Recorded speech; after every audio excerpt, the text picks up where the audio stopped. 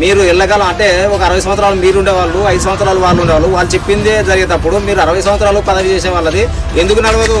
మీ ధర్మం మీరు వృత్తి ధర్మం పాటించడం లేదు, మీరు నిజాయితీగా పనిచేయడం లేదు, రాజకీయంగా చెప్పే తప్పులని ఎత్తి చూపడం లేదు.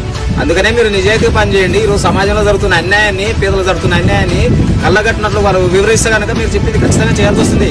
వాళ్ళ పదవి కంటే మీ పవర్ ఎక్కువ. అలాంటి వాళ్ళని కట్టేయడం కన్నా ప్రజానేవులు కట్టేసి అడగండి. వాళ్ళు ఏం చెప్తే మేము అది చేయడం రెడీ. నాయకులు ఏముందండి, నాయకులు 5 సంవత్సరాలు ఉంటారు, పోతారు. మీరు 60 సంవత్సరాలు ఉండి ప్రజల జీవితాలని ఎలాగో ఉండే వాళ్ళని ఎలాగో చేసే అధికారం మీ చేతిలో ఉంది. వాళ్ళు చెప్పింది చేస్తే వాళ్ళు ఓటు బ్యాంకుకు అంటే ఓటు ఏ విధంగా చేస్తే మనకు ఓటు వస్తుందని మాత్రం ఆలోచిస్తారు.